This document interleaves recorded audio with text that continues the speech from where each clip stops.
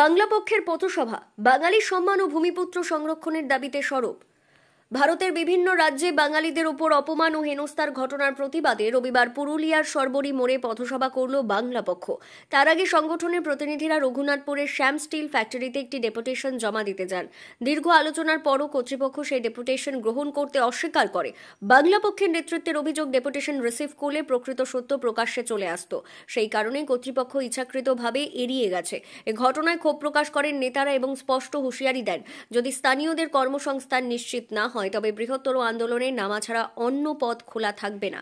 এদিনের সভায় উপস্থিত ছিলেন সংগঠনের সাধারণ সম্পাদক ডক্টর গর্গ চট্টোপাধ্যায়, সাংগঠনিক সম্পাদক কৌশিক মাইতি, পুরুলিয়ার পর্যবেক্ষক করবী রায়, জেলা সম্পাদক আজিম শেখ সহ জেলা ও স্থানীয় নেতৃত্ব।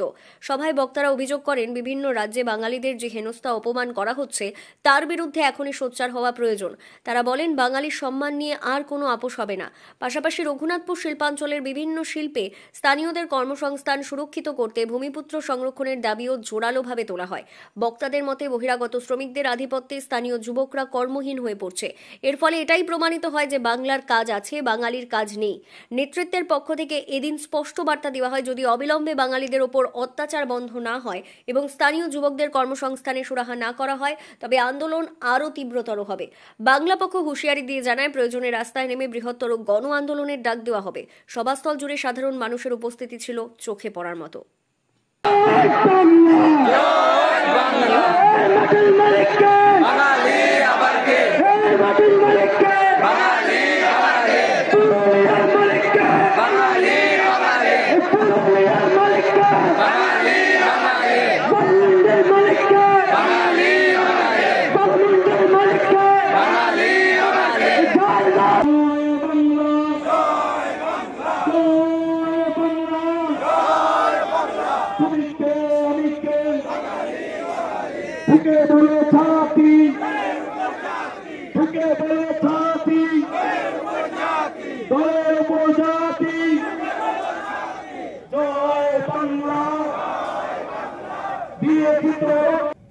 বড় পদে যখন বলছে আমরাই সব বাঙালি, দেখুন না, আমরা এখন আসুন পরে আসুন, আমাদেরকেই দেখবেন।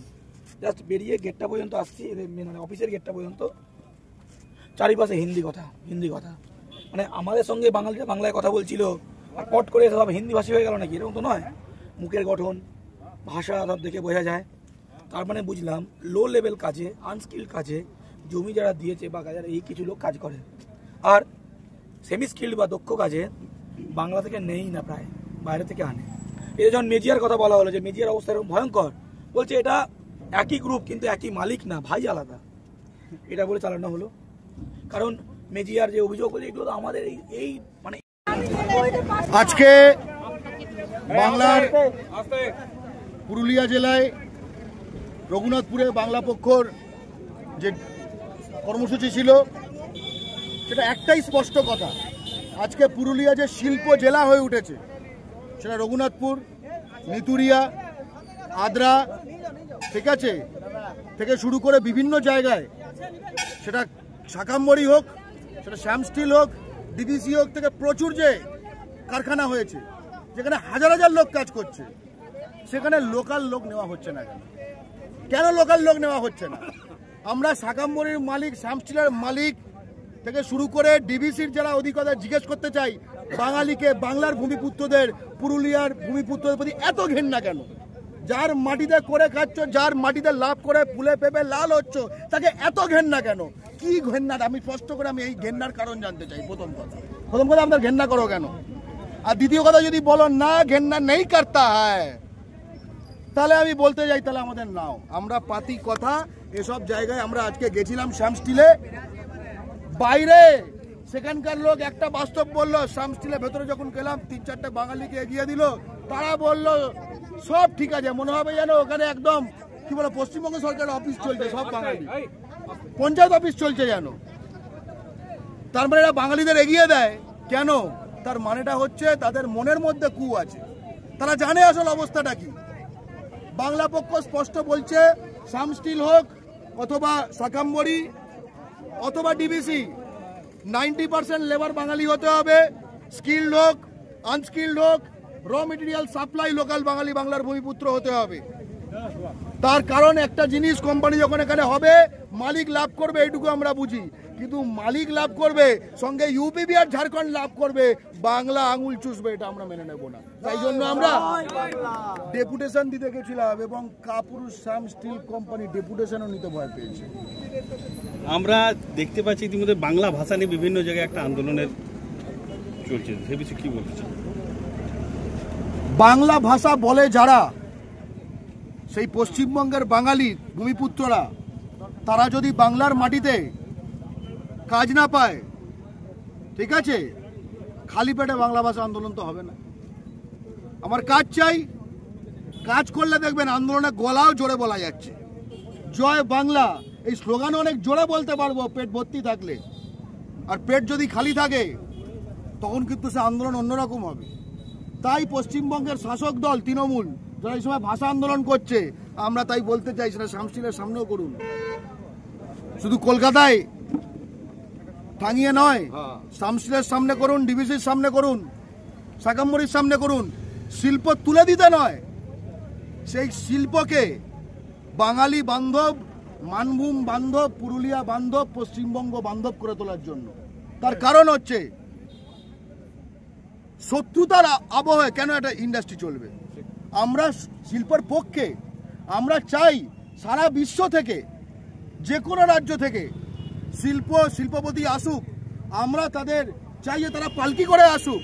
আমাদের এইটুকুই বিনতি যে বেহারাটা তো আমরা হব, বেহারাটা তো আমরা হব, তুমি আসো, আমরা পালকি করে নিয়ে আসবো। কিন্তু পালকিতে তুমি বেহারাও বাইরের, আমরা কি পাশে বসে শুধু কি কাঁসর দেবো? এটা তো হতে পারে না।